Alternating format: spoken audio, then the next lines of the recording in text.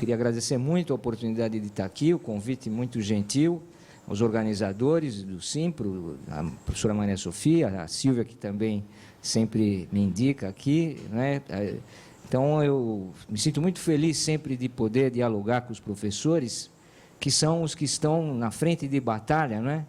Tentando mostrar a eficácia da geografia para o discernimento do mundo, né? Eu acho que esse é o valor da nossa disciplina e a gente sabe disso. Nem todos, no entanto, compreendem, muitas vezes, né? A geografia é um pouco esquecida, ela tem sido, de alguma maneira, desvalorizada, né?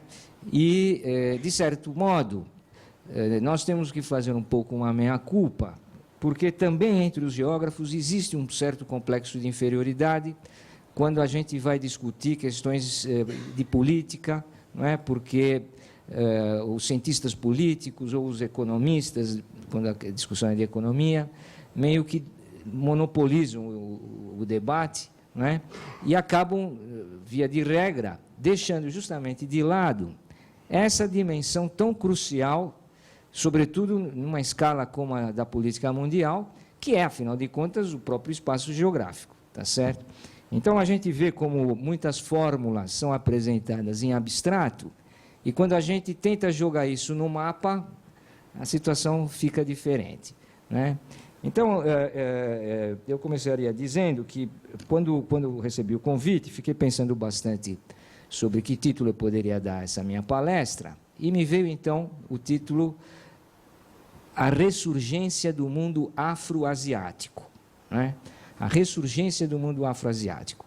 Eu procurei tomar cuidado de usar o ressurgência e não ressurgimento, porque o nome ressurgimento evoca o processo de unificação italiano, né?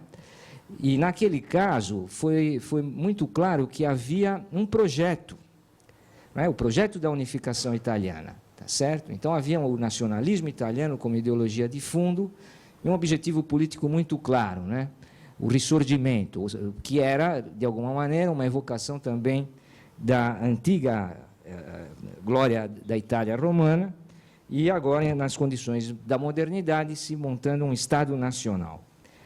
O que me parece que está acontecendo no mundo afroasiático, né, é alguma coisa que não remete necessariamente a um projeto político claro, né? Essa primavera árabe, como está sendo chamada, e mesmo movimentos que a gente tem verificado na África, o caso da Costa do Marfim é o mais dramático, né? Eles trazem à tona, sem dúvida, como tela, né, exatamente esse mundo afroasiático, mas não a partir de um projeto unificado, claro, que tenha uma ideologia, né, que tenha um comando político em que você possa identificar os atores e a direção do movimento, tá?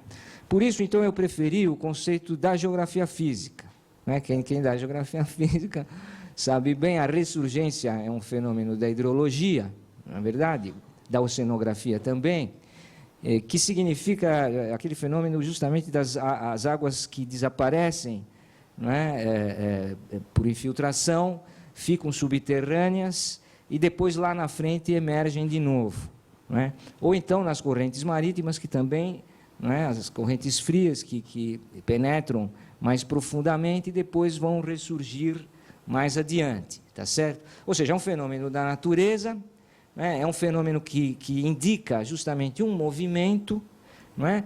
Mas ele não tem uma direção prévia, um comando, né? Sobretudo, obviamente, uma orientação teleológica, claro, ou seja, uma finalidade posta por atores racionais políticos, sujeitos políticos, não é? O que parece estar acontecendo é justamente uma movimentação com muitas possibilidades de direção, e que lembra um pouco mais essa coisa mais caótica, né? sem previsão muito clara para onde pode derivar o movimento, mais próprio de um fenômeno natural de ressurgência do que de um projeto político de ressurgimento. Mesmo assim, vocês devem ter acompanhado, né? Reapareceu, ressurgiu, uma instituição que até agora estava muito empalidecida, que é a Organização da Unidade Africana, né? E ela foi um elemento muito forte na época das independências, no período logo imediatamente após as independências, notadamente da África, na década de 60, né?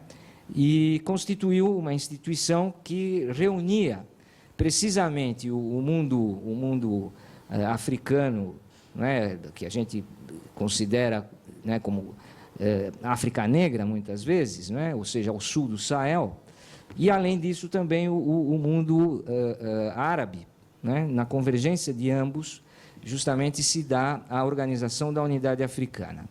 E eu lembro que, naquela altura, justamente um dos países que se destacou, e um dos líderes que se destacou sempre como um grande defensor da unidade africana, foi precisamente o Muammar Gaddafi, né? Então, as notícias de hoje, por exemplo, dão conta de que estão vindo reforços do Chad para apoiar a luta do Gaddafi contra os rebeldes apoiados pela OTAN, né? O que tem sido traduzido pelo Ocidente como tropas mercenárias, não é verdade? Mas que, na perspectiva da unidade africana, justamente do movimento de independência e de unidade africana, representaria exatamente o seu contrário, ou seja, o compromisso internacionalista de defesa da unidade africana contra um novo ataque imperialista que estaria ocorrendo agora, não é? Quer dizer, essa dupla leitura desse fenômeno possível, sem entrar no mérito de cada uma delas, né, já nos mostra como é difícil fazer uma análise um pouco menos enviesada, né, desse processo que está acontecendo ali. E chama a atenção, justamente, como existe divisão de opiniões em relação a esses episódios que estão acontecendo, porque, de um lado, eu gostaria até de ler para vocês uma frase que está na reunião, no documento dos BRICS, outro conjunto, né? Esse já bem contemporâneo, né? Que na China assinaram um documento criticando a ação da OTAN na Líbia e defendendo, o texto diz claramente, né, defendendo os seguintes princípios: soberania, não intervenção, integridade territorial e rejeição ao uso da força. Tá? Então, vamos lá e vamos colocar isso de maneira bem clara. Vejam bem, então, do ponto de vista agora dos BRICS, que está acompanhada a mesma visão da Organização da Unidade Africana, há uma condenação da ação de Inglaterra, França e Estados Unidos, né? Não é nem a OTAN inteira, bem da verdade, tá certo? A própria Turquia está em silêncio nesse momento, o que é um pouco estranho, por um certo lado, não é? Mas não há consenso sequer na OTAN. A Alemanha, por exemplo, está contra o aprofundamento do engajamento militar. Hoje tem uma nota também da chancelaria alemã condenando a escalada militar e, principalmente, a proposta que veio agora recentemente, né, de armar os rebeldes, né?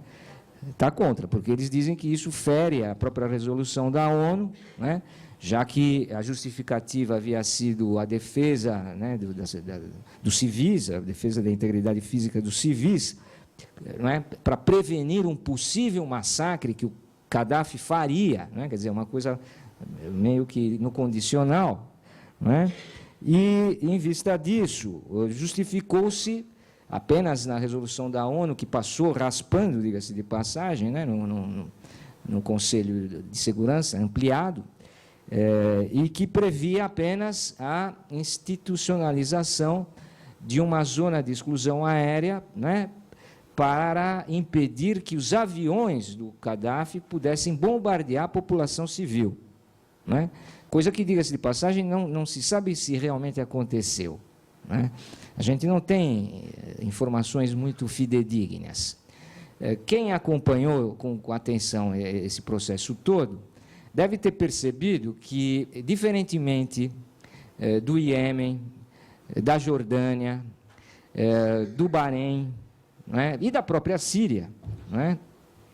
No caso específico da Líbia, não se configurou exatamente um massacre de civis, propriamente. Não é? Nós não vimos nenhuma imagem do exército líbio atirando no povo desarmado em protesto pacífico.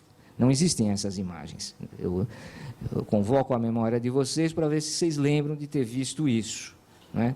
Não foi bem assim o caso da rebelião líbia, não foi a mesma coisa como no Egito, em que você tinha a população de um lado, o governo do outro, né? E no caso do Egito em especial, o exército como interlocutor entre os dois lados. Né? No caso de todos esses outros países que eu mencionei, né? A Jordânia, o Bahrein, o próprio Catar, a Arábia Saudita está havendo movimentações, né? Em todos esses outros lugares é mais fácil de configurar, né, as forças de segurança do Estado, né, contra manifestações de civis, tá certo?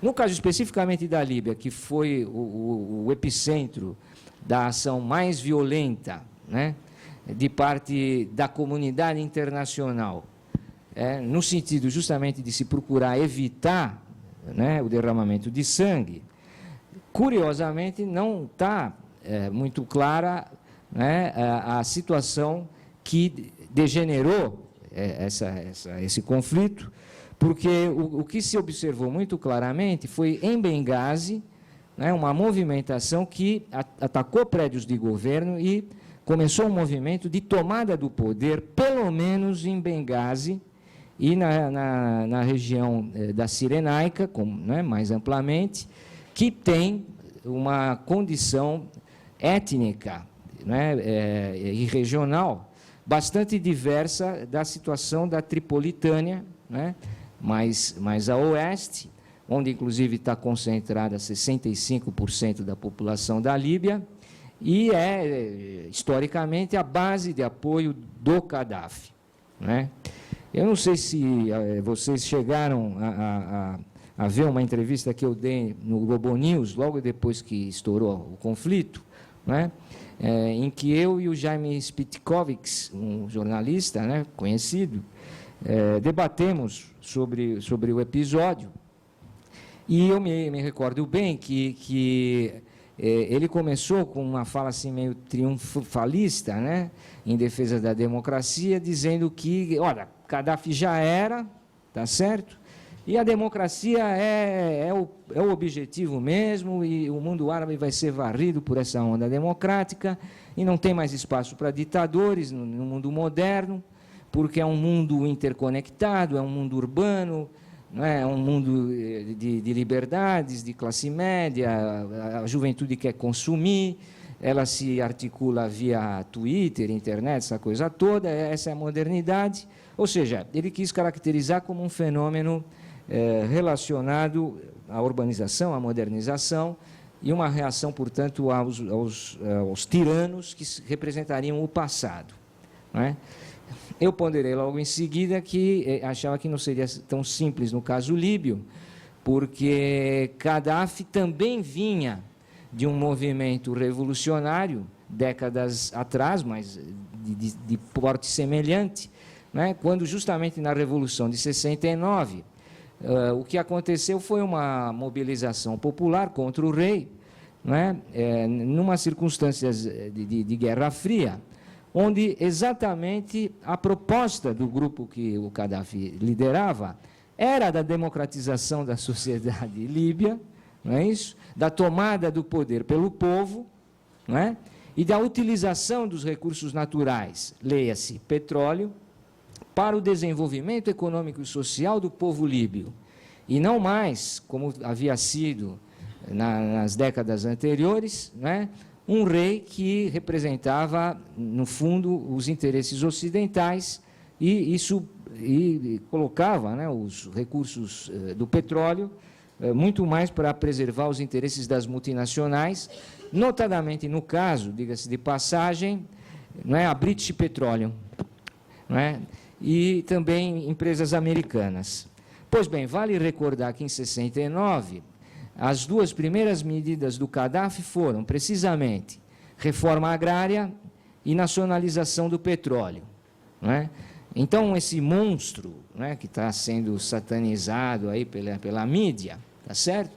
Obviamente, tem seus defeitos, não é? Não acho que seja o líder com o qual sonhamos, certamente, é um líder autoritário, vem de uma tradição tribalista e autoritária, não é? Mas que justamente viveu um processo revolucionário, comandou um processo revolucionário. A situação da Líbia não pode ser identificada a outras situações. De maneira que a primeira questão que eu queria pontuar é bem claramente a seguinte: não dá para generalizar. Acho que justamente quem generaliza, tentando tirar desses episódios todos um fio condutor muito claramente definido, olha, é tudo luta pela democracia e tal, acho que desrespeita justamente a própria geografia, não é? Que nos convida a olhar caso a caso, a particularidade, a situação de cada lugar, não é? Só assim nós conseguimos, colocando, não é, sob o microscópio aí da análise cartográfica, geográfica, a situação política. Porque senão, por exemplo, também não entenderemos muito bem o que está acontecendo na Síria, não é? Porque em Damasco você vê multidões saindo em apoio ao regime do Assad, ao governo, não é? Mas na cidade de Daraa, no sul, você tem movimentações de oposição, não é? E ali é exatamente a comunidade curda que está se manifestando contra o regime, tá certo? Colocando, portanto, um pouco em xeque a própria unidade territorial da Síria, no limite, não é? Como também é o caso da Líbia, não é? Uma vez que a população majoritariamente berbere da Tripolitânia apoia o Gaddafi, né, que na verdade é do sul, é mais ao sul, originariamente, né, é do Faz, a região do deserto, e, portanto, ali você tem uma divisão regional que é bastante anterior à eclosão do conflito e que, não é preciso especular muito, certamente foi agora aproveitada essa situação por forças que tinham o interesse de colocar o movimento das massas árabes numa determinada direção, De modo que eu acho que, em primeiro lugar, o que a geopolítica pode contribuir para nós é justamente na verificação de quais são os movimentos estratégicos que estão sendo desencadeados, não é? E o porquê deste ou daquele episódio, desta ou daquela posição, não é, das potências e dos principais atores políticos que estão interferindo ali na região. De modo que, vejam bem, vamos retomar aqui os conceitos. Segundo os BRICS, os principais valores a serem defendidos na atual circunstância são os seguintes: soberania, não intervenção, integridade territorial e rejeição ao uso da força, não é? Então, soberania, não intervenção, integridade territorial e a paz, não utilização da força. Muito bem, qual tem sido o discurso das potências que estão intervindo na questão líbia e que, por sua vez, se auto-intitulam comunidade internacional, não é? Bom, em vez de soberania, democracia; em vez de não intervenção, direito de ingerência; em vez de respeito à integridade territorial, globalização, não é? E ao invés de rejeição ao uso da força, guerra, guerra justificada, não é? Guerra preventiva e justificada por aquilo que o Jean Brinkmont, que é um geopolítico francês contemporâneo, está chamando de imperialismo humanitário. Jean Brinkmont também usou essa expressão? Então, é a mesma ideia. O Jean Brinkmont tem esse livro que chama exatamente né, o imperialismo humanitário, como os direitos humanos têm servido de pretexto, não é, para as intervenções de cunho imperialista, né? Então, eu acho que é uma situação bastante confusa, essa que nós estamos vivendo atualmente, porque, vejam, de um lado você tem um fórum que não é desprezível, né, do ponto de vista geopolítico, geoeconômico, constituído pelos BRICS, agora com a inclusão da África do Sul, oficialmente, aliás, hoje, né, se eu não estou enganado, né, entrando oficialmente no grupo, e essa declaração assinada na China, né, que tem um forte sentido simbólico, e ela tenta erguer justamente alguns princípios de ordem internacional que seriam válidos universalmente. De modo que, pessoal, eu acho assim que a primeira questão justamente seria esta, né? Quer dizer, pelo que lutam os povos ali, naquela situação toda? É por democracia ou por soberania? E é nesse sentido que eu acho que vale a pena recuperarmos o conceito de Afroásia, né? Só para a gente recordar, o mundo afroasiático, essa expressão, ela aparece na década de 60, graças aos movimentos de independência, notadamente da África Negra, tá certo? E com isso, unificava-se a luta também dos povos asiáticos, que já um pouquinho antes tinham começado a se libertar do neocolonialismo, e agora, então, este conjunto todo, não é, se opunha ao imperialismo, ao neocolonialismo, não é, e mostrava a sua cara, surgia, portanto, para o mundo. E por isso que eu chamei de ressurgência do mundo afroasiático, né? Porque naquela altura surgiu esse conjunto. Esse conjunto, mais tarde, vai se confundir com um outro que acabou dominando na maior parte da literatura, da imprensa e até da própria ação política, que foi o conjunto do terceiro mundo, tá certo? Terceiro mundo. E que depois, terceiro mundo era uma noção inicialmente bastante política, depois a gente sabe muito bem, o conceito de terceiro mundo adquiriu muito mais uma conotação econômica, não é?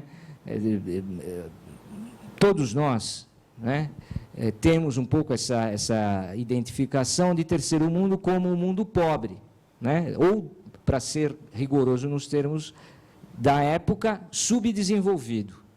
Não é isso? Então, mundo subdesenvolvido. Tá certo? Então, havia uma identificação assim. E, no caso, a ideia de mundo afroasiático era um pouco diferente, porque destacava exatamente a América Latina, que já tinha feito as suas independências, não estava submetido a um colonialismo daquele tipo, antigo, não é?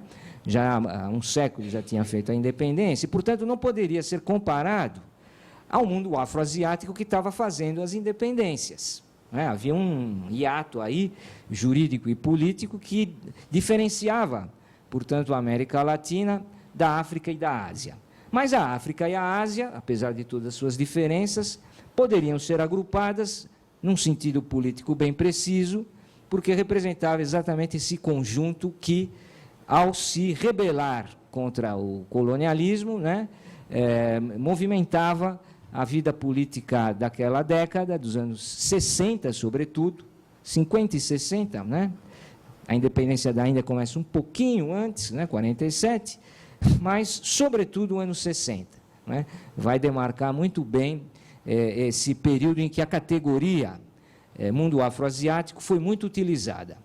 Até hoje, vários departamentos de relações exteriores, vários ministérios de relações exteriores utilizam esse conjunto, né, como Departamento do Mundo Afroasiático. Tem ainda muito isso, né, nas chancelarias e tal. Departamento da América Latina, Departamento do Mundo Afroasiático, né? Quer dizer, os diplomatas ainda estão utilizando essa divisão. Por outro lado, não podemos fechar os olhos a isso. Essa categoria é da década de 60, já tem um certo tempinho, né? São 50 anos aí, muita água rolou, né? De modo que é uma primeira pergunta. Será que hoje, né, ela ainda tem validade? Tem algum sentido? Né? Na minha colocação de hoje, eu estou supondo que sim, exatamente no sentido de que é nessa parte do mundo que estão se concentrando os esforços das grandes potências, né? No sentido de buscarem novamente uma posição de influência, né, na política dos países dessas regiões, uma vez que o que aconteceu na América Latina, na última década, afastou ainda mais a América Latina desse conjunto. Não há como negar, né? Se na década de 90 foi o leste europeu, que foi o polo, né, de mudanças, de grande movimentação da política mundial, na década de 2000, 2010 foi a América Latina, né, em que a esquerda foi ganhando vários países e tudo mais. Parece que o processo ainda continua, vai ter eleição no Peru. Tudo indica que o Peru, que era um país estranho, um estranho no ninho, né, no processo democrático da última década na América Latina, virá se alinhar ao conjunto das esquerdas, né, o que acaba dando razão a quem chamou de onda vermelha, né, principalmente depois da eleição do Lula, aqui no Brasil, aquele movimento em que, sucessivamente, as eleições iam dando a vitória a posições mais nacionalistas, mais de esquerda, ainda que um pouco caóticas também, né? É claro que os Kirchner não são a mesma coisa que o Chávez, né? O Lula não é a mesma coisa que o Evo Morales, mas, de qualquer forma, é muito patente que, durante a década de 2000, 2010, essa parte do mundo se afastou do polo, não é, central da política mundial, que são os Estados Unidos, ou seja, se afastou do centro. Né? Houve um movimento de busca, essa sim consciente, né, de um distanciamento do polo americano. Enquanto isso, nós sabemos muito bem, né, o núcleo do capitalismo contemporâneo, do imperialismo, da globalização, que propunha nessa década, com o Bush no poder? Não é? Guerra permanente, não é isso? Guerra preventiva, não é? E intervenção, fundamentalmente, no mundo muçulmano, não é isso? Sob a alegação, primeiro, de que se estava protegendo a humanidade contra a possibilidade de uso de armas de destruição em massa, não é? Por parte de ditaduras, não é? Enlouquecidas, que poderiam, eventualmente, vir a usar esse tipo de armamento. Antes que eles pudessem obter esse tipo de armamento, então, justificava-se a interferência preventiva, por isso a guerra passava a ser preventiva, não é? Porque aí, num mundo sem fronteiras, argumentava-se, eu não posso ficar esperando um eventual ataque. 2001, né, provou isso, as torres. Então, a proteção tem que ser global, não é isso? E, consequentemente, partiu-se para uma guerra de tipo preventivo. Antes que o meu inimigo, que virá me atacar, me agrida, eu o agrido antes. Essa é a justificativa. Tá certo? Então, não é mais como desde da Guerra dos 30 anos, né, se consolidou, não é mais o direito de defesa, a guerra justa como o direito de defesa das nações que, uma vez agredidas, tendo justamente o seu espaço, a sua integridade territorial violada, não é, elas teriam o direito de reagir. O que é, pura e simplesmente, a transferência para o plano internacional da legítima defesa no plano pessoal. Não é isso? Racionalmente, ninguém quer apelar para a violência, mas se você é agredido de maneira violenta, você tem o direito de se reagir, não é, na defesa da sua própria vida. Então, para respeitar a sua própria integridade física, justifica-se o uso da força, e só nesse caso. Da mesma maneira, a guerra só é justa uma vez tendo um país o seu território sido devassado por um invasor estrangeiro. Não é verdade? Isso legitima ou pelo menos legitimava, a ação dos Estados na defesa da sua soberania, sua integridade territorial, exatamente esses princípios que os BRICS estão defendendo aqui. E que os Estados Unidos passaram a combater, tá certo? Em nome justamente da comunidade internacional, né, que passou a ser um conceito bastante ambíguo, né, porque quem é a comunidade internacional? É curioso, porque já de cara, né, esse conceito ele é excludente, justamente dos países que são considerados párias, né, e que seriam merecedores da intervenção. Bom, então esses não fazem parte da comunidade internacional, não é verdade? Não, comunidade internacional, quem seria exclusivamente? Se um conjunto como esse dos BRICS, que representa metade da população mundial, não é, está contra a resolução da ONU, está contra o tipo de ação que está se fazendo lá, a única coisa que pode fazer é espernear, colocar a sua insatisfação, não é verdade? Que interesses, afinal de contas, estão representando França, Inglaterra e Estados Unidos, não é, nesse momento em que partiram para a ação armada, para o bombardeio na Líbia? Vale relembrar também que, contrariamente ao que previa a própria resolução da ONU, aprovada, né, nesses termos, a ação visava justamente apenas o ataque à aviação líbia. E a primeira ação que houve foi o bombardeamento de Trípoli. Não é certo? O que lembrou o que havia acontecido com relação ao Iraque. No Iraque é a mesma coisa, em 91, quando a ONU legitima, né, a coalizão internacional para recuperar a soberania do Kuwait, né, que havia sido violada pelas tropas do Gaddafi, isso era verdade, o Gaddafi invadiu o Kuwait. Naquele momento, Saddam, desculpe, o Saddam, o Gaddafi está... Porque o Gaddafi está substituindo o Saddam, né, com o chifrinho, ele é o Saddam da hora, né, é o Saddam da vez agora aí. Perdão, o Saddam havia de fato invadido o Kuwait, né, e naquela altura, a legitimação da intervenção se apoiou exatamente na defesa do princípio da soberania nacional, integridade territorial, exatamente esses daqui, tá certo? Bom, agora não se trata disso, agora já não é mais isso, é verdade?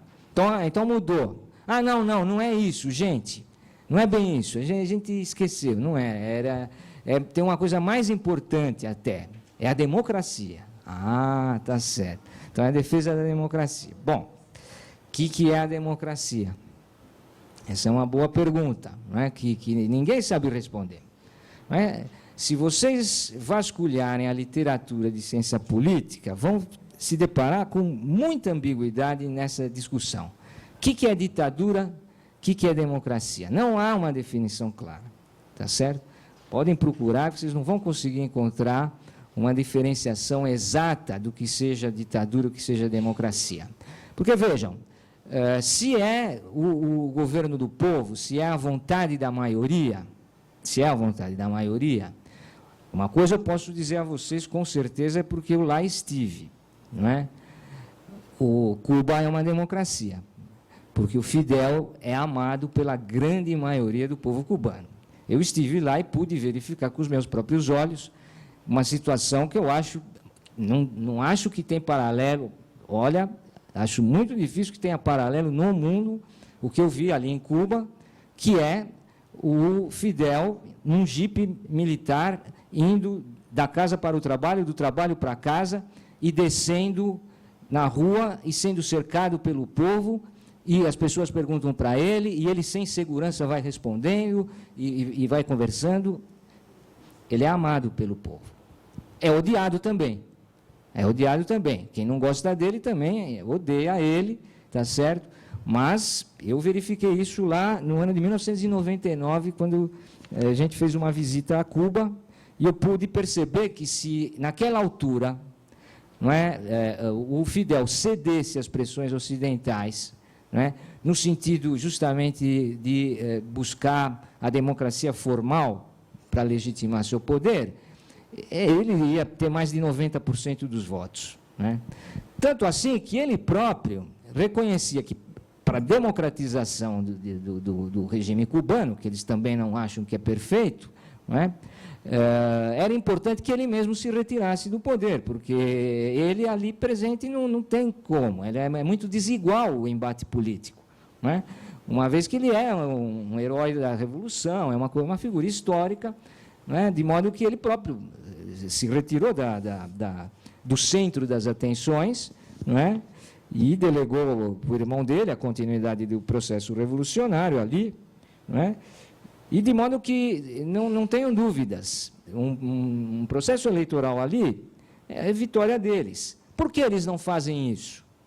Por que eles não abrem para o jogo eleitoral puro e simples, como nas democracias ocidentais? Ora, pelo simples fato de que, logo ali ao lado, em Miami, não é, existe uma força política que combateram ele, dos anticastristas, que iriam contar com o apoio enorme dos Estados Unidos e que, portanto, o processo político em Cuba não pode se submeter à ingerência de uma potência estrangeira, já que você tem, não é, uma comunidade fora de Cuba, não é, que iria interferir no processo. Tá certo? De modo que Cuba justifica o seu autoritarismo político, ou pelo menos a falta de eleições pluripartidárias, exatamente pela condição, não é, técnica de não haver a possibilidade da soberania popular, já que o país está ameaçado por uma interferência estrangeira. Como eu estive lá em 99, eu tive a ocasião de justamente testar um pouco se o grande problema era o comunismo. Como já tinha caído a União Soviética e o leste europeu estava assimilando o capitalismo, né, o liberalismo, deu para perceber muito bem que não é isso. Não é isso. O que os americanos não aceitam é exatamente a independência de Cuba, é a soberania de Cuba. É exatamente isso, o fato de que Cuba não se submete aos Estados Unidos.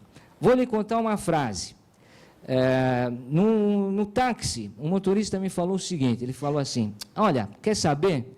Cuba é o único país do mundo que põe o dedo na cara dos Estados Unidos e diz o que quer. As grandes potências têm o rabo preso com os Estados Unidos. Por maior que sejam essas potências, elas contemporizam com os Estados Unidos. Desse ponto de vista, Cuba é o país mais soberano do mundo. Motorista de táxi me falando isso. Tá certo? Motorista de táxi me falando isso. Então, Cuba mete o dedo na cara dos Estados Unidos e acusa os Estados Unidos das suas ações, né, violentas em todo o mundo, do seu imperialismo agressivo. Nós temos coragem de dizer, nós não temos rabo preso com ele. Então, Cuba é o país mais livre do mundo, mais soberano do mundo. Não é? De modo que ali, esse é o ponto central. Não é? Cuba desafia o imperialismo por ser independente, não é? Por não estar de joelhos, não estar submetido às pressões dos Estados Unidos. É isso que os Estados Unidos não suportam. Como um povo pequenininho, de uma ilhota pequenininha, pode ter a petulância, não é, de não respeitar as ordens da maior potência da história da humanidade. É isso que eles não suportam. Não é? É muito mais o problema da soberania do que propriamente até do socialismo e do comunismo. Essa é a questão. E é por essa razão que, se houver ali, né, um processo de abertura política, né, para outras forças virem a concorrer, o que me parece que está em marcha, né? Isso tem que ser conduzido com muita cautela, porque os Estados Unidos acabam boicotando permanentemente esse processo, né? Dificultando cada vez mais que cidadãos americanos visitem Cuba, né? Reprimindo cada vez mais o comércio da ilha com outros países. Os Estados Unidos não afrouxam o embargo a Cuba, né? E, portanto, o governo cubano diz que, enquanto não se levantar o embargo, Cuba vai resistir. E o que eu percebi ali, mesmo entre os que não gostam muito do Fidel, eu percebi que eles ali têm realmente como valor muito arraigado a defesa da soberania. Né? É um país que demorou muito para fazer a independência, foi o último, né, da América Latina a fazer a independência, e depois ficou submetido à ditadura, né, do Batista há muito tempo, né, muito serviu aos Estados Unidos. Então, eles têm aquilo de maneira muito arraigada, né? E por isso mesmo a defesa da soberania é o valor principal ali. Né? E eu acho que é esse o ponto central que nós estamos aqui vivendo novamente, no caso do mundo afroasiático. Não é? Eu tenho a impressão que se for consultada a comunidade árabe, as populações árabes, as massas árabes, se realmente defendemos a democracia e, portanto, defendemos um processo de consulta, né? Em que todas as posições se manifestem, né? Eu tenho a impressão que justamente o valor que será ali mais ressaltado será o da soberania. Porque o mundo árabe não conquistou sua soberania. Foi a única parte do mundo afroasiático que não conseguiu efetivar o processo de autonomia, de soberania política efetivamente. E por uma razão muito simples, que todos nós, geógrafos, sabemos muito bem, de cor e salteado, né, que é o fato de que, debaixo dos pés dos árabes, se escondem as maiores reservas de petróleo. Né? O petróleo é 80% da economia mundial, 90% da energia americana é petróleo, 90%, né? Porque além de todo o transporte praticamente ser com base no petróleo, né? A sua frota de automóveis, caminhões, e eles viajam muito de avião, não tem trem, que nem aqui, aliás, não se viaja de trem, né? Praticamente, né? Trem é uma coisa só para carga, tá certo? E para alguns muito pobres, trem lá como aqui é coisa de pobre, tá certo? Não é? Basta dizer a vocês que, por exemplo, nos entrocamentos ferroviários, a prioridade é para os trens de carga, os passageiros têm que esperar, o que vai atrasando, portanto, as viagens, né? Então, a viagem de trem nos Estados Unidos é um Deus nos acuda, porque você tem que justamente dar prioridade para a carga. Mercadoria, sim, tem que circular rápido, não é? Mas as pessoas que vão de trem têm que esperar. Ah, não querem esperar? Vão de avião, tá certo? E paguem o preço do avião. O trem é bem mais barato, não é? Mas então você se submeta, não é, às vicissitudes do trem. Vai junto com a carga, não é? E ainda a carga é prioritária. Então, essa é a sociedade americana que se espalhou pelo mundo. E é um país, não é, ao sul do Equador, que levou fundo essa maneira de viver, não é? E que também só viaja de automóvel ou de avião, não é verdade? E não tem trem também, não é verdade? Então, é isto que está em jogo, é este modo de vida, né? É esse modo de vida que está em jogo. Os americanos não vão abrir mão da supremacia que obtiveram exatamente em função do controle das indústrias do petróleo e do automóvel. Não é verdade? Não, eles não vão abrir mão disso. Enquanto ainda permanecer a aquisição do automóvel individual, né, como um grande objetivo, né, das pessoas, e muita gente que não tem automóvel ainda aspira a ter automóvel, né, e outros que têm querem um mais novo, não é isso? Ou maior, não é? Ou mais um, não é isso? Então, a indústria do automóvel não está em crise. A indústria do automóvel não está em crise, mas a indústria do petróleo está. A indústria do petróleo está em crise. O petróleo está em crise, não é?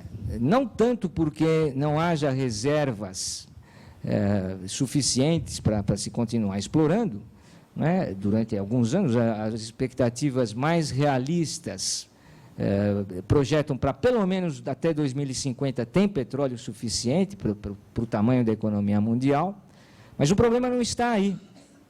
O problema está no crescimento muito mais rápido do consumo do que da oferta.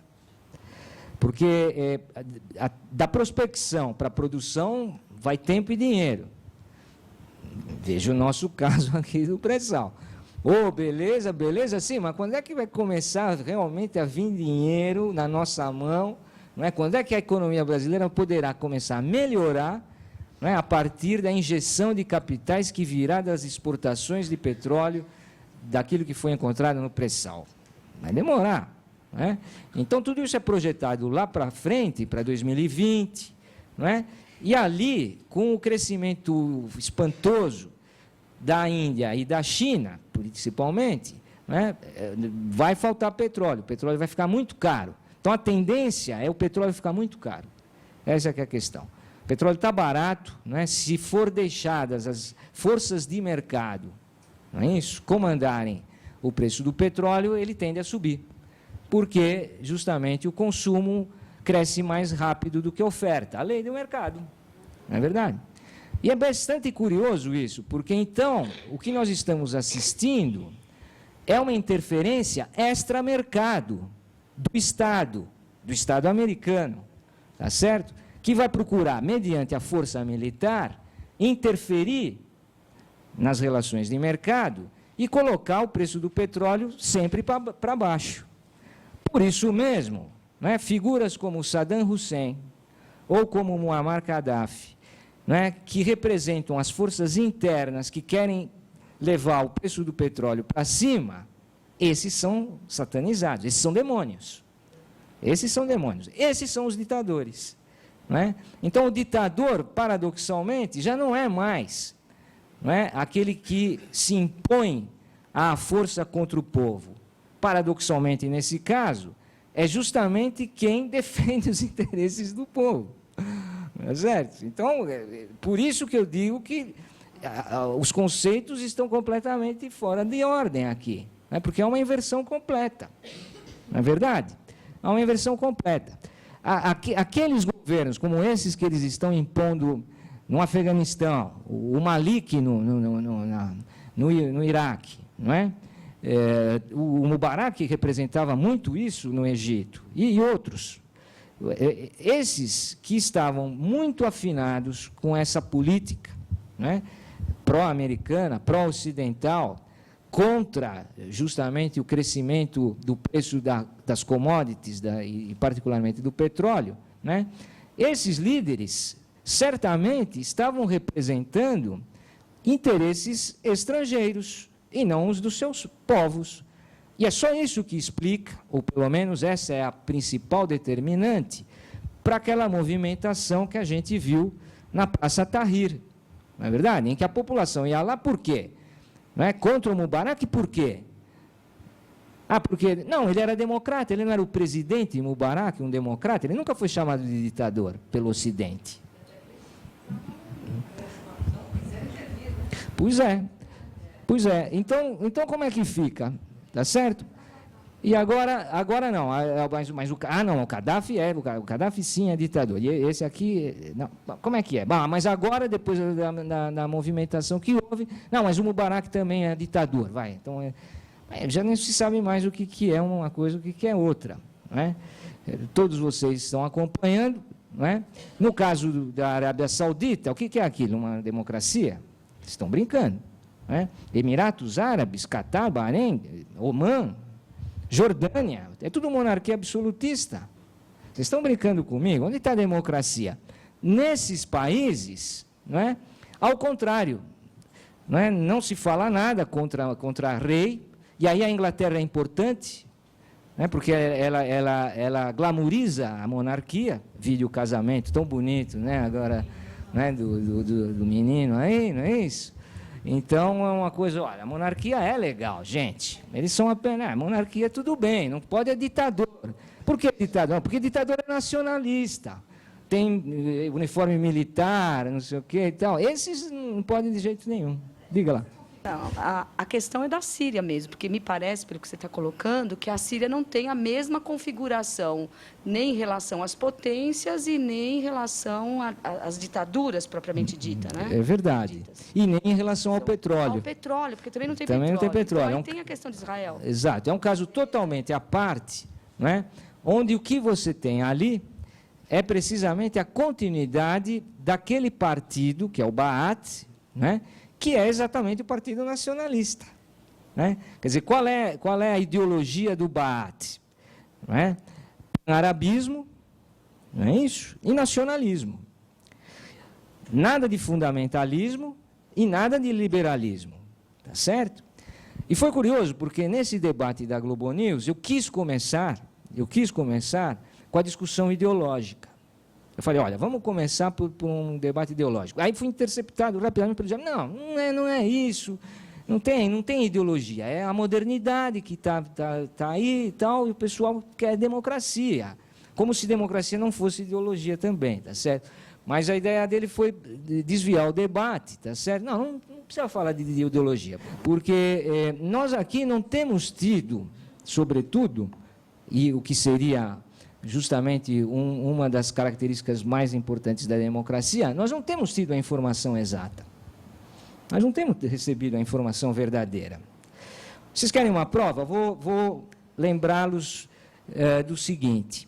Logo que começou o ataque na Líbia, o Gaddafi apareceu em algumas imagens e sempre aparecia ele de baixo para cima, não é? Com o pano de fundo a parede. Parecia que ele estava falando para as paredes. Nunca apareceu a imagem no sentido contrário, de tentar pegar a multidão para a qual ele estava, não é, se referindo. Tá certo? Você não conseguia saber, não é, se tinha muita gente ali o ouvindo ou não. Ele sempre era pego daqui e tal, dando aquela impressão do líder acuado, não é? Pela população que, em desespero, não é isso? Tenta se justificar de alguma forma. Não é? Então, o que aconteceu? Você sempre via isso. Você não conseguia pegar imagens, não é, de qual era o tamanho da multidão que estava ouvindo o Gaddafi. Tá certo? Ora, investigando um pouquinho mais, a gente vem perceber duas coisas. Uma, Gaddafi tem muito apoio, não é pouco apoio. Ele tem muito apoio, tá certo? Então, principalmente na região da Tripolitânia, ele tem muito apoio. Senão já tinha caído. É evidente isso, tá certo? Não é? Com essa intervenção estrangeira toda.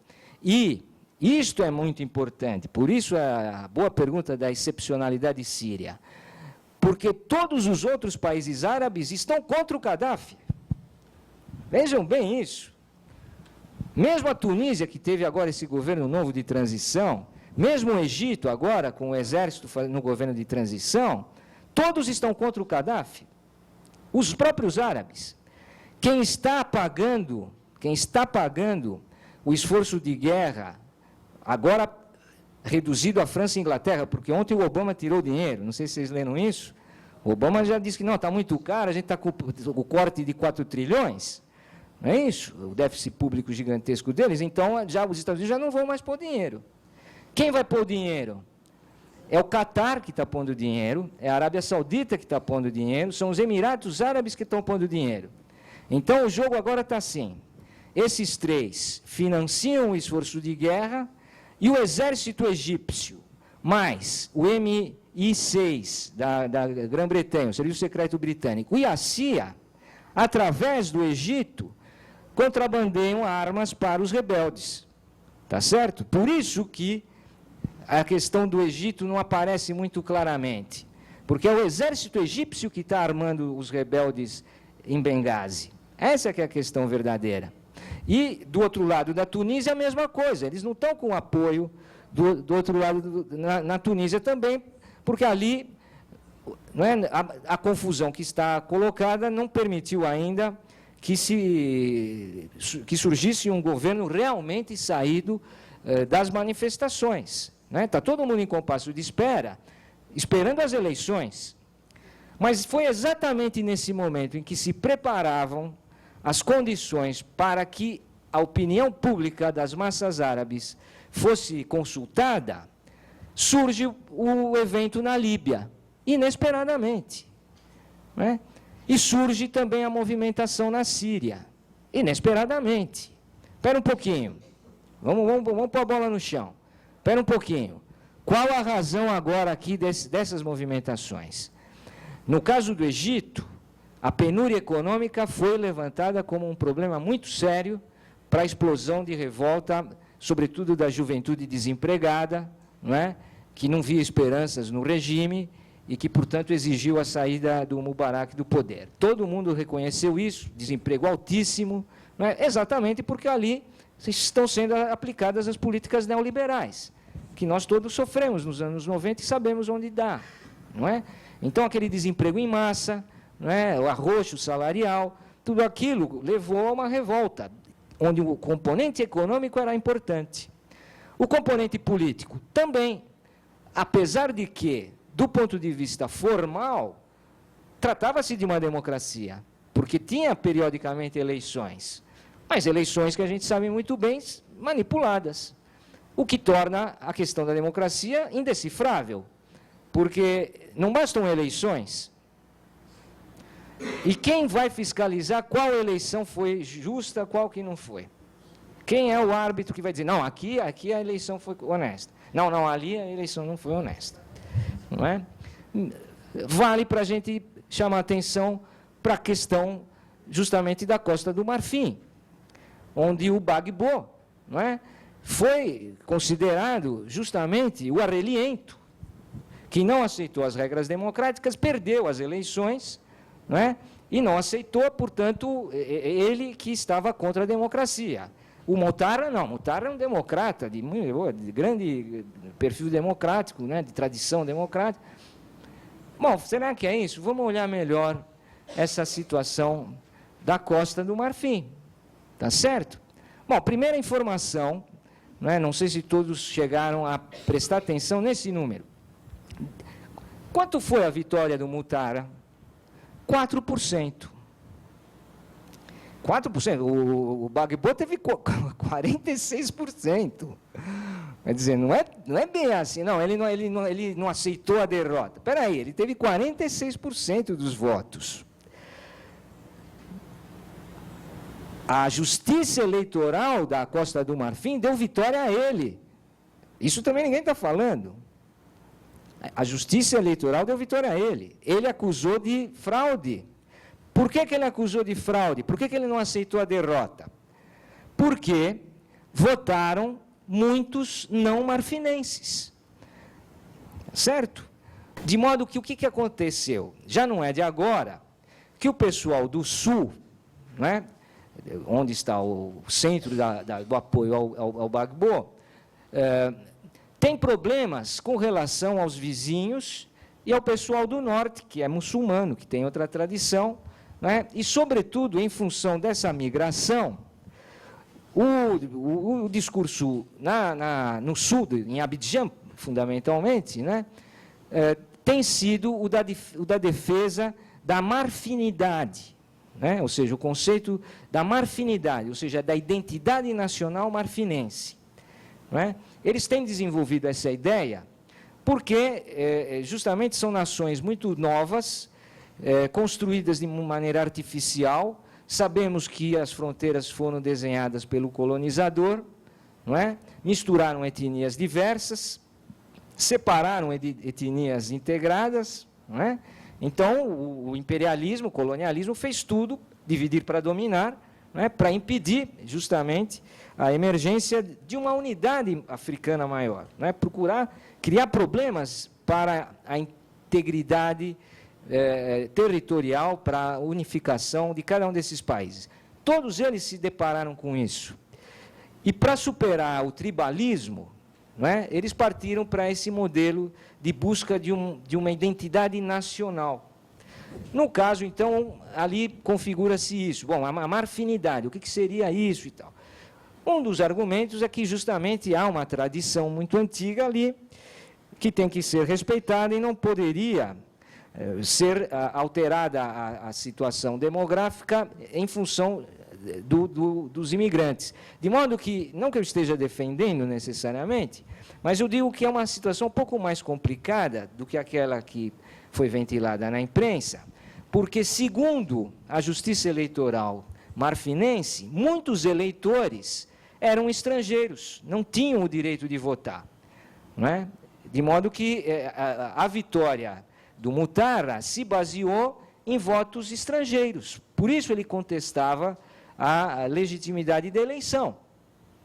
É algo mais complicado do que pura e simplesmente dizer, não, ele não aceitou e tudo mais, e não sei o quê. Não é verdade? Bom, quem trabalha com sindicato, quem já participou de diretório político partidário, não é? Quem já viveu o processo político concreto, sabe muito bem dessas manobras de levar o eleitor que não está afiliado direito, mas ele vota porque não sei o quê e tal. A gente sabe como funciona isso. Não é? São os meus eleitores que eu quero fazer que votem, não, mas os outros, não, esses daí eu deslegitimo. O jogo é mais complicado, não é? Então, essa lista eleitoral, como é que é direitinho? Não, tem o direito a voto esse pessoal ou não tem? É uma discussão. Bom, claro, a França, não é, foi a primeira a alegar, não, mas o Comitê Eleitoral, a Justiça Eleitoral da Costa do Marfim está submetido ao Gbagbo. Portanto, ela é ilegítima. Pô, então aí já é o Poder Judiciário também que é ilegítimo. Não é? Já não é mais só o presidente. Tá certo? E vamos e venhamos. Vamos e venhamos. Agora, não é tudo que se dizia. Bom, ele que é o problema. Agora foi preso. Está resolvido o problema da Costa do Marfim? Está todo mundo tranquilo ali? Ah, beleza, está vendo? Olha, retiramos o ditador que impedia, não é, a vitória da democracia. Como assim? Sem contar um fato excepcional na história da humanidade. Nunca antes, olhem a importância disso, nunca antes forças da ONU atacaram, não é, um lado e ficaram do outro. Principalmente o lado do governo, porque, espera um pouquinho, Organização das Nações Unidas, ela tem o dever de defender a soberania, portanto, os governos. Se a ONU fosse entrar do lado de alguém, hipoteticamente, deveria ser do lado do governo. Não é? Mas se a ONU, capacete azul, vira capacete vermelho e começa a atacar um dos lados junto com o outro, alinhando-se ao outro, e justamente ao lado dos rebeldes, bom, virou bagunça. Virou bagunça, porque agora, então, se eu me rebelo aqui, eu posso pedir ajuda da ONU, e como é que... vem ou não vem? Depende. Depende, né? Se vem ou não vem. Depende. No Bahrein, os xiitas, coitados, estão morrendo. Nem notícia passa aqui. Não se sabe, não se sabe, isso é escondido. Né? Na Arábia Saudita, então, você não fica nem sabendo o que está acontecendo. E está acontecendo uma repressão violenta na Arábia Saudita também. Tá certo? Né? No Catar, que é ou Al Jazeera, tão democrática. Tá certo? Então, é uma situação muito delicada, muito complicada, essa que nós estamos vivendo. Porque, ao fim e ao cabo, se trata de uma época em que não se respeitam mais valores universais. Essa que é a verdade, tá certo? Não é? Tenta-se ganhar legitimidade nessas intervenções, alegando justamente valores universais. Mas se olharmos muito bem, esses valores universais não são universais, são bem particulares. Né? Exatamente daqueles que se arvoram ser os representantes da comunidade internacional. Estados Unidos, França e Inglaterra. Tá certo? Peraí. Não é? Quer dizer, todo o resto está aqui. Os BRICS já se posicionaram contra, a Organização da Unidade Africana contra. Bom, só aí você já tem, não é, potências emergentes que não estão de acordo e os próprios países da região que também não estão de acordo. Isto não é legítimo? Não. Isso não é comunidade internacional? Os BRICS e a Organização da Unidade Africana não fazem parte da comunidade internacional? Quem é a comunidade internacional? Ficou muito complicado, tá certo? Porque, bom, a ONU, mas o que é a ONU agora?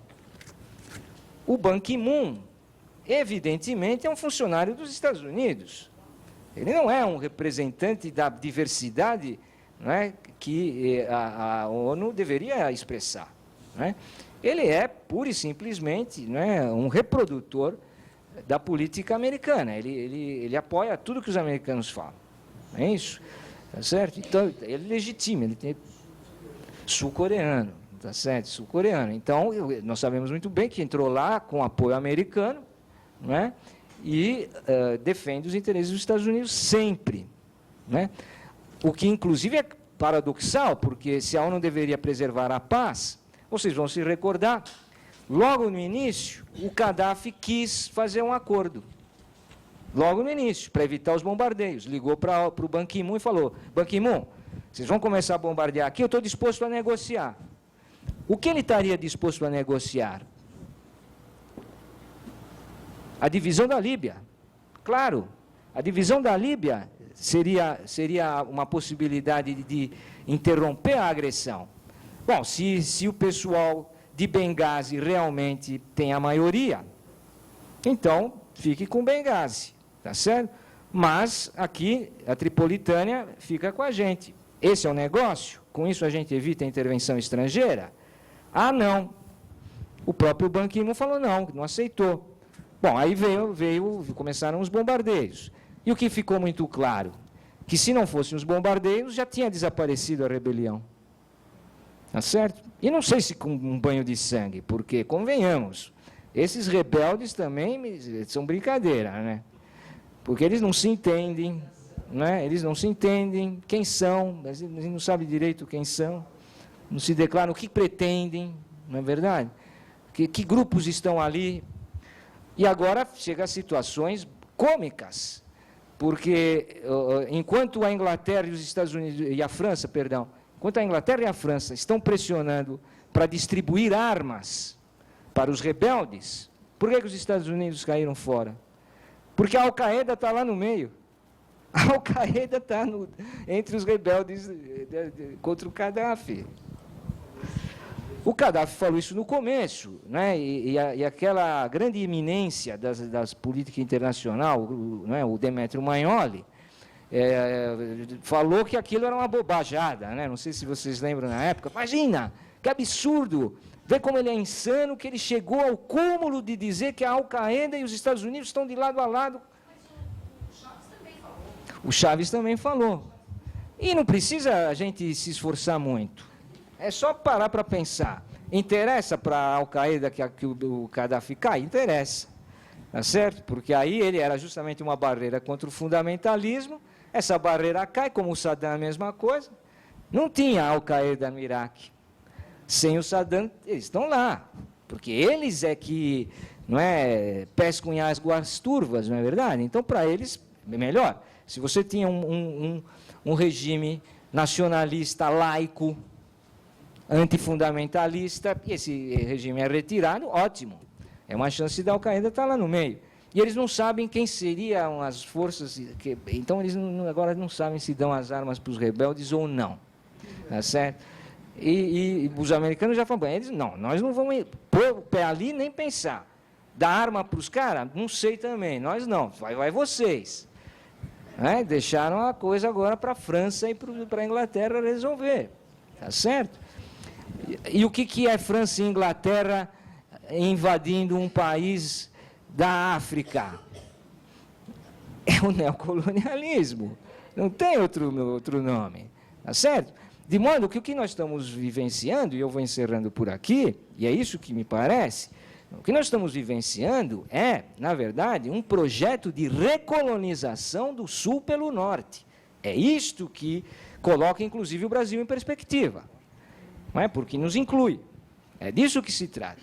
Não é? Quer dizer, há claramente, em função da crise tremenda do capitalismo hoje, não é?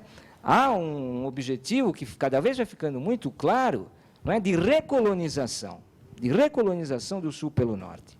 Tá certo? E é por isso que, para terminar, eu colocaria uma questão para a gente refletir. Tá certo? Até que ponto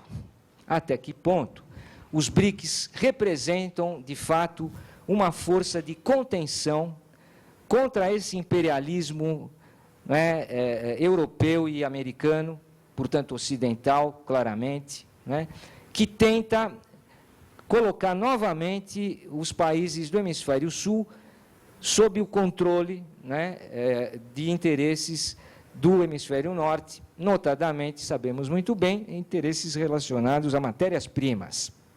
matérias-primas novas, como lítio, não é? Ou outras um pouco mais antigas, como o petróleo, e que são fundamentais para o movimento da economia de hoje e de amanhã. Não é? Então, o imperialismo velho de guerra, não é? Que procurava controlar o subsolo dos países periféricos, está de volta aqui. Está de volta. Só que sob a camuflagem de defesa de direitos humanos, democracia, comunidade internacional, globalização. Então, basicamente, era isso. Eu vou passar algumas imagens, pessoal, e antes que eu me esqueça, eu vou dizer a vocês o seguinte. Eu trouxe até um convite aqui para vocês, porque na segunda-feira, no Departamento de Geografia da USP, nós vamos começar o primeiro Simpósio Internacional Geopolítica e Diplomacia. Às 14h30 é a conferência do professor francês Michel Fouché. Vocês estão todos convidados, são 3 dias agora na Semana Santa, não é? Então, Michel Fouché dará a conferência Geopolítica e Modernidade, Realidades e Representações. Né? Ele é autor de um livro muito importante, que é Frontes e Fronteiras, né? Em que ele debate exatamente a relação do estabelecimento de fronteiras com a guerra. Né? E é um embaixador também da República Francesa. Eu estou bastante curioso para ver qual é a opinião dele num momento como esse aqui, em que a França está na berlinda, e eu sei que ele é do PS, ele é do Partido Socialista francês, é da oposição ao Sarkozy, mas eu estou um pouco assustado, porque a França está indo para um caminho muito curioso agora, com proibição da burca e tudo mais, né? E coisas muito estranhas estão acontecendo ali, né? Em nome justamente da democracia, né? Da defesa do direito. É uma coisa muito estranha. Eu tenho 2 ou 3 imagens que eu gostaria de mostrar para vocês. Então, para concluir, vejam bem, eu queria chamar a atenção, este mapa é o mapa do Pentágono, hoje. Né? São as divisões, é a regionalização do mundo segundo os comandos de área militares do Pentágono. O Pentágono dividiu o mundo, né, em 5 comandos, né, e o que nós somos parte do Comando do Sul, que tem sede em Miami. Né? É interessante porque tem o comando da Europa inclui a África também, praticamente. Né? Depois tem o Comando do Pacífico. E o que nos interessa é o Comando Central, onde está o centro, que tem o Centro de Inteligência em Doha, que comanda justamente a área central, a área de comando central, que é definida pelo Pentágono como a área de combate.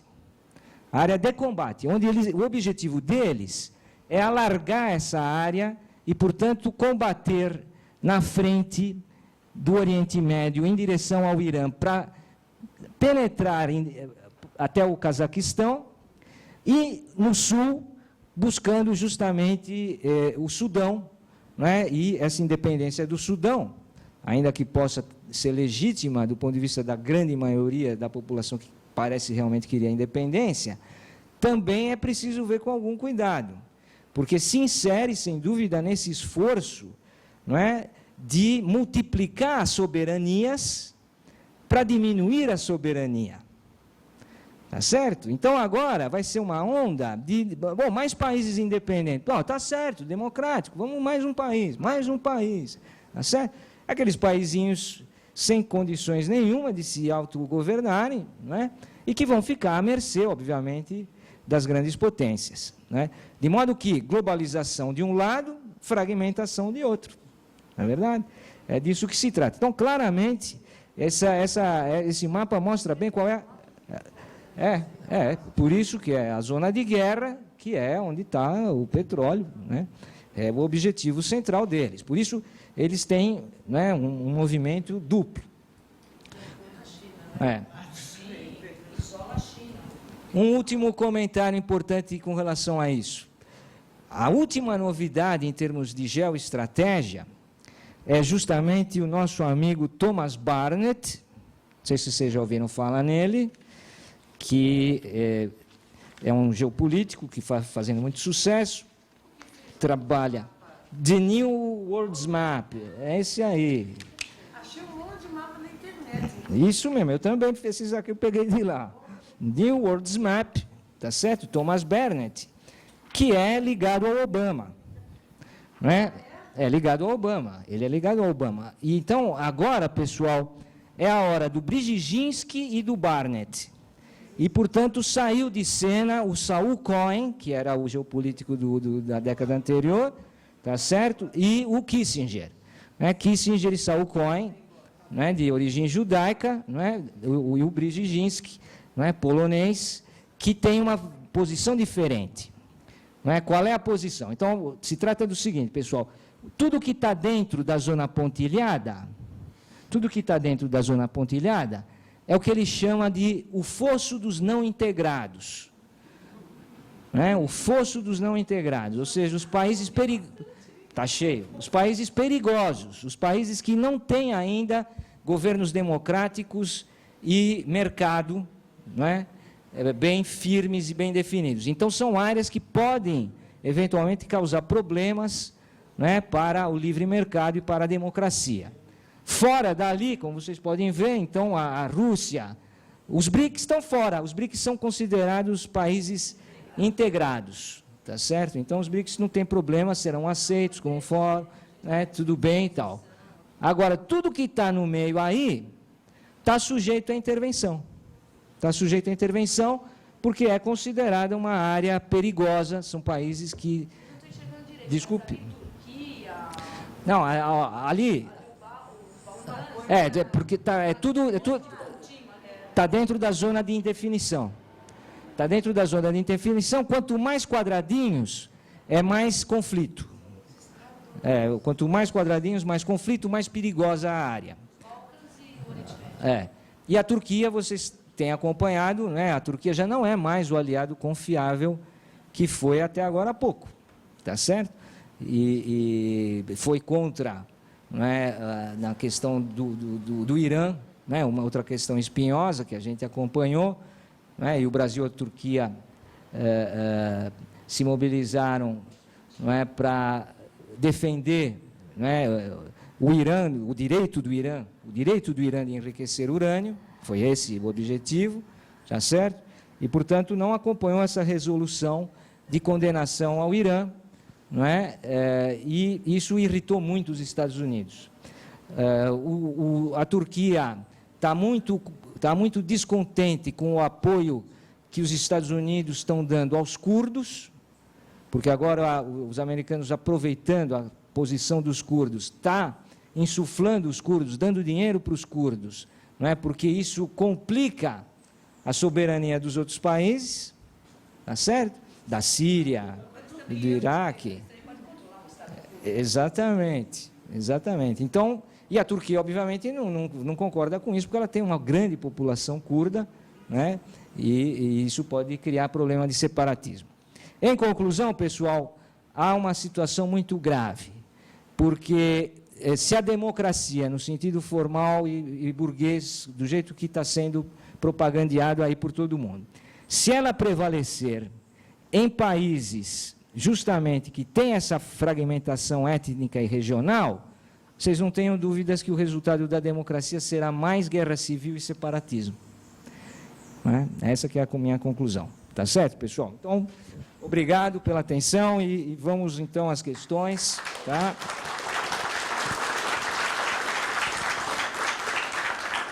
Bom, boa tarde, agradeço a sua presença no sindicato. Fico muito feliz que você resgatou o nosso aparelho aí, não trouxe aqueles PowerPoints que enchem o saco da gente. Eu gosto mais dele. Pediram o retro, eu falei, será que tem aqui? Pergunta que eu vou fazer para você é assim, deve ser relativamente simples. Como é que fica Israel nessa questão toda? Que me parece que é verdade, parece o que arsenal nuclear, né, de Israel, o problema americano em cima de Israel, a dependência americana, ao contrário, a dependência de Israel dos Estados Unidos, o Irã que está ali pertinho, porque eu imagino que isso possa se propagar, esse tipo de rebelião. Até me pareceu que esse ataque do Hamas agora, é uma consequência desse tipo de movimento. E como é que se olha de Israel para essa questão? Me parece que é uma questão relativamente simples, mas se você puder me ajudar. É porque eu não sou geógrafo, eu sou físico, então eu preciso da pergunta. Obrigado. Não, eu gostei muito da pergunta. Desculpe, como é seu nome? Luiz Antônio. Luiz Antônio, gostei muito da sua pergunta. Eles são tão hábeis, os israelenses, que eu mesmo na minha exposição esqueci deles. Eles se esconderam, eles não estão na parada, não estão na mídia, você não consegue saber qual é a posição de Israel. Parece que Israel não tem interesse nisso, que não faz parte dessa região, não tem interesse. Não, deixa eles resolverem, nós não vamos interferir em nada. É uma questão árabe. O que acontecer lá não nos importa. Não é verdade? Quer dizer, chama a atenção, como assim? Israel não tem nada a dizer, não se pronuncia. Eles têm sido muito hábeis. Mas veja, é evidente que neste caso, sobretudo da Líbia, né, foi uma mão na roda ter acontecido o movimento na Líbia. Porque a Sata ainda afastou, pois do outro lado. Pois o problema do outro lado. Porque a onda, né, o epicentro era no Egito, ela estava indo, varrendo, o tsunami, né? O tsunami estava indo para o Golfo Pérsico. Se eu crio um problema ali na retaguarda, eu desvio a força. Eu anulo a força da onda, desvio, disperso. Eu passo a tutelar a primavera árabe. Né? De modo que, sem dúvida, há o interesse de Israel aí, né, para criar o problema líbio, né, desviar as atenções, né, e impedir que, de fato, os povos árabes possam realmente constituir governos soberanos. Porque a hora que isso se configurar, certamente vai haver muita pressão sobre Israel, né, no sentido de que Israel permita, finalmente, o surgimento do Estado palestino. Não é verdade? E qual era o objetivo central de Israel? E ainda é a mudança de governo no Irã. O objetivo de Israel é o Irã, tá certo? É o Irã, não é? E o que dizem os estrategistas israelenses, né? De que não tem acordo com este regime do Irã. E que, portanto, o objetivo de Israel é, sim, a derrubada do regime iraniano.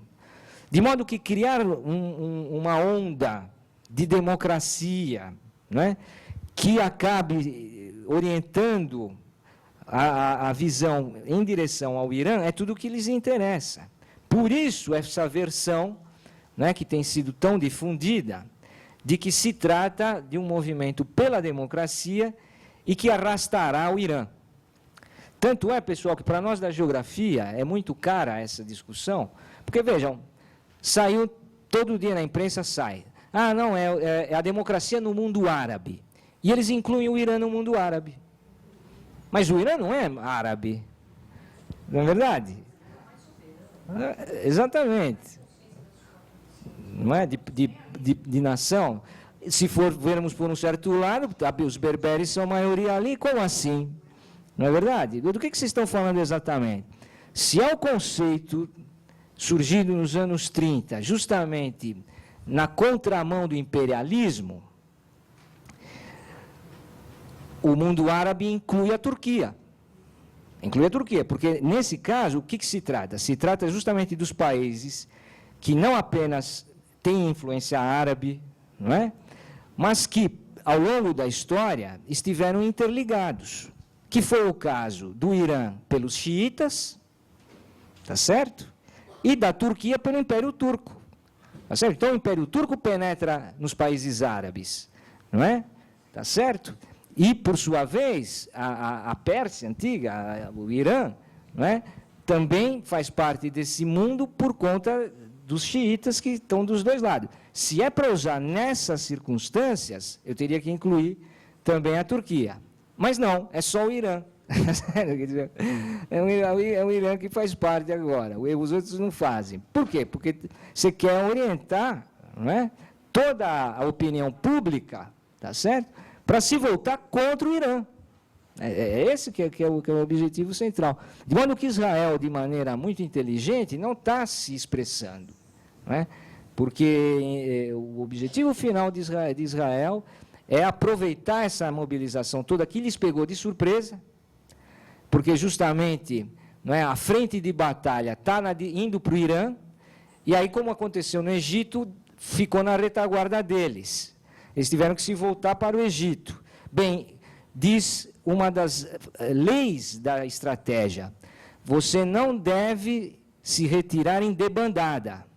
Quando você está perdendo, você cria um outro foco de tensão, uma manobra evasiva, faz a cortina de fumaça ali e se retira organizadamente para se reagrupar e se defender. Tá certo?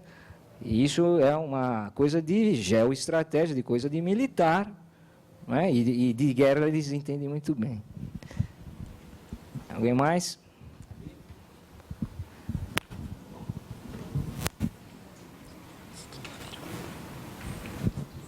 Na verdade, são duas questões. A primeira é fazer uma analogia entre isso que está acontecendo hoje na Líbia e o que aconteceu na Nicarágua, dos contras, que também foram armados pelas grandes potências. Verdade. Se você vê essa semelhança. E a questão do posicionamento da Rússia, estaria ligado ao fato de a Rússia não depender do petróleo, como outras grandes potências mundiais? Excelente pergunta também. Seu nome, desculpe? Luiz Arthur. Luiz Arthur. Outra grande pergunta, não é? Porque, veja, primeiro vou falar da Rússia. Não é? A Rússia, nesse momento, eu andei investigando, não está clara a posição da Rússia. Não está clara a posição da Rússia. A Rússia estava com um embarque de armas modernas para a Líbia gigantesco. Não é? E ele foi interceptado. E, por pedido do Obama ao Medvedev, não foi entregue esse carregamento. O embaixador da Rússia na Líbia saiu na mídia russa acusando o Medvedev de traidor dos interesses russos. Obviamente, no dia seguinte, foi exonerado, não é mais o embaixador da Líbia, não é? E abriu-se um conflito dentro da Rússia entre o Putin e o Medvedev. E o Medvedev está na posição de aceitar, justamente o que eu acabei não concluindo, que era a visão do Barnett, do Brzezinski, que muda a geoestratégia americana. Este é um ponto muito importante, muito boa essa pergunta. Porque, veja só, até agora, não é, com o Kissinger, desde a diplomacia do ping-pong, os americanos procuraram uma aliança com a China para isolar a União Soviética. Não é isso? E deu certo. E deu certo. O Brzezinski, ele é um pouco mais cauteloso e ele diz que os Estados Unidos não podem sair da Eurásia, mas não precisam tanta guerra. É um pouco a posição dele. Então, ele não é favorável a atacar o Irã como o Kissinger é. Kissinger é a favor de atacar o Irã. Não é isso?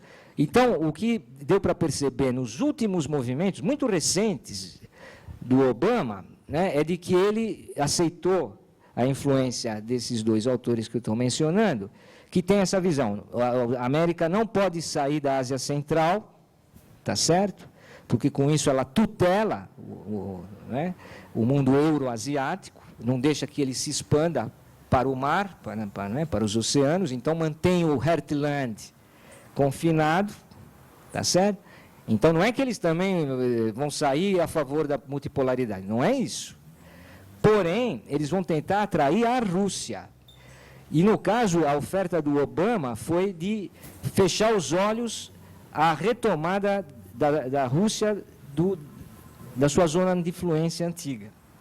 Tá certo? Esse foi o acordo. Bom, vocês não vendem armas para a Líbia. Exatamente. Não, principalmente a Ásia Central. A Ásia Central, a Ásia Central. Então, vocês recuperam, a ideia é a Ásia Central. Vocês recuperam influência ali na Ásia Central e nós, obviamente, ficaremos ali até o Irã, até no Cáucaso um pouco, mas a Rússia pode avançar tentando refazer mais ou menos as fronteiras da antiga União Soviética. Como eles estão com aquele problema com os tchetchenos e tudo mais, a Rússia, pelo menos o Medvedev, eles estão divididos quanto a isso, o grupo do Medvedev aceitou isso. E eu aproveito para fazer um paralelo com o Brasil, porque a mesma coisa aconteceu com o Brasil em relação a Dilma e Lula. É muito parecido, tá certo?